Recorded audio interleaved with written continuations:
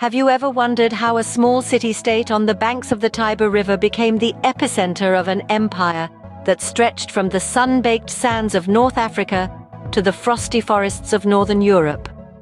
Welcome, dear listeners, to the tale of the rise and fall of the Roman civilization.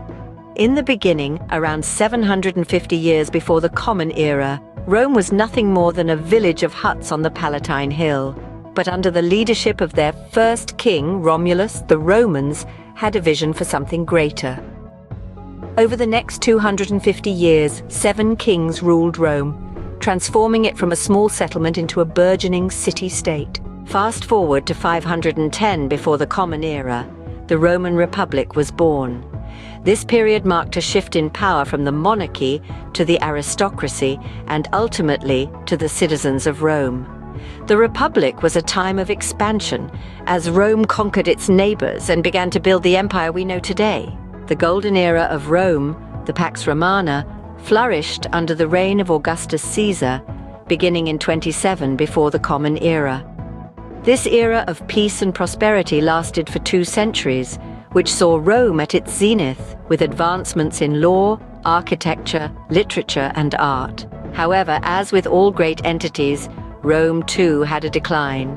The fall of Rome wasn't rapid. It was a slow and agonizing process that lasted for centuries. The 3rd century saw a period of chaos and instability known as the Crisis of the 3rd Century.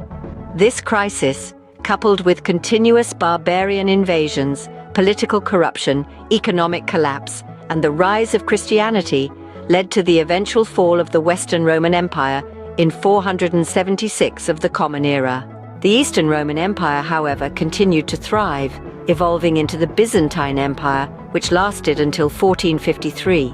Despite the fall, the legacy of the Roman civilization lived on in the form of Roman law, Latin language, architectural innovations, and much more. So, to summarize, the rise and fall of the Roman civilization can be traced through distinct stages, from a small city-state under the rule of kings, to a republic marked by social and political shifts, to an empire enjoying the Pax Romana, and finally to a period of decline leading to its fall. Remember, the rise and fall of Rome is not just a story of political and military might, but also of cultural and intellectual achievement.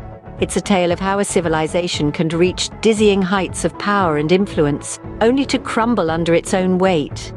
And yet, even in its decline and fall, Rome left a legacy that continues to shape our world today. From the laws that govern our societies to the buildings that fill our cities, the echoes of Rome are still very much alive.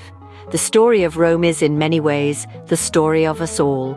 Thus, we bid adieu to the tale of the Roman civilization, a tale as timeless as the eternal city itself.